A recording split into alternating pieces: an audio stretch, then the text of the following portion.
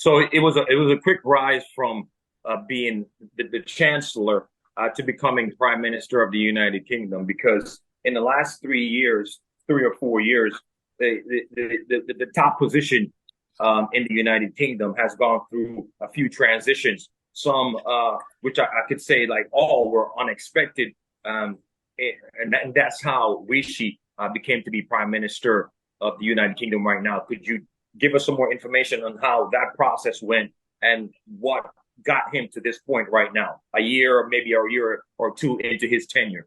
There was a crisis in government, and there was a swift movement from the prime ministership of Boris Johnson to Liz Truss, whose performance was below par, and she was quickly replaced by Sunak, who had contested the election with her and lost, and who went into the selection process as soon as Liz Truss was out.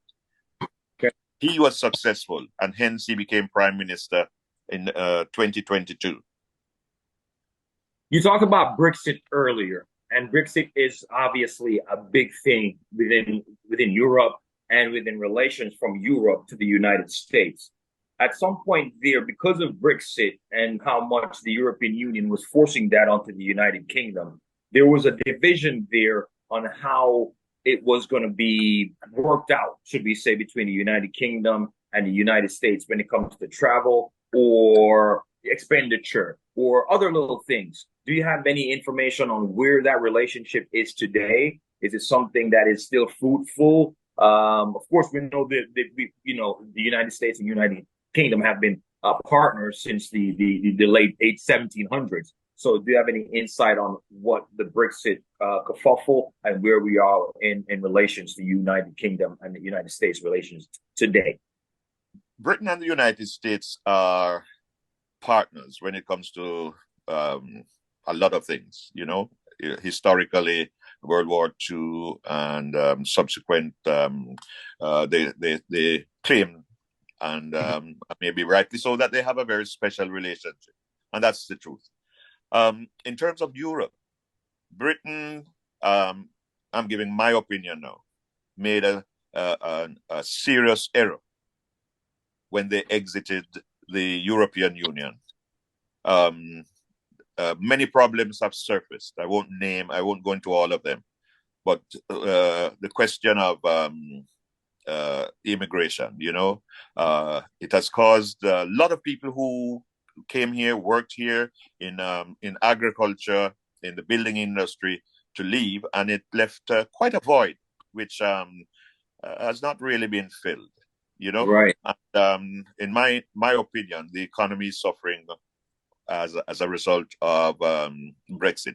Not to mention the borders. A lot of confusion. There's a lot of upset by people in commerce who are unable to get their goods at the right time.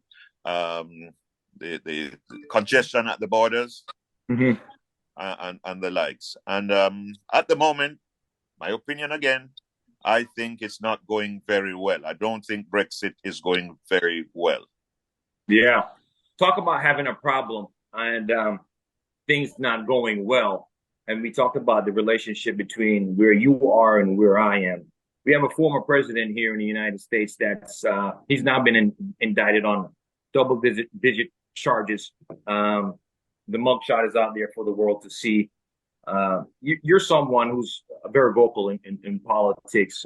I've known that since I was a young child. We won't get into all the accolades that you have right now.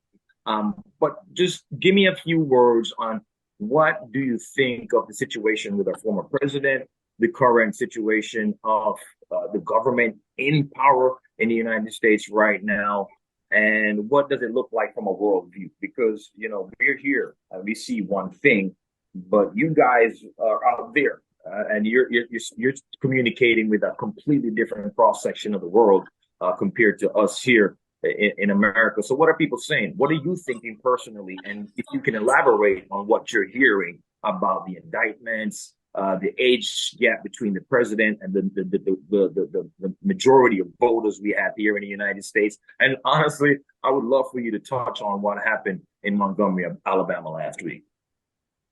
Okay, I'll start firstly with the age question. I am not concerned much about the age of a politician. I mean, when you get to a certain age, you should be telling yourself it's time to go. Um, People retire at 65, you know, and people in parliament are the ones who set the date or the age when one retires. And Exactly. it varies, it changes from time to time. It's 67 at the moment. I'm not Right. sure why someone is sitting on the bench on the Supreme Court or is in Congress, the House of Representatives in the United Kingdom, or anywhere at the age of 80 and so on. Now, um, Uh, you know, there's no real cutoff date to when someone is able to function and function at the highest level. But I just think that based on what I've heard from certain politicians here in the United States, I think it's time for some of them to just go and sit by the Absolutely. seaside and enjoy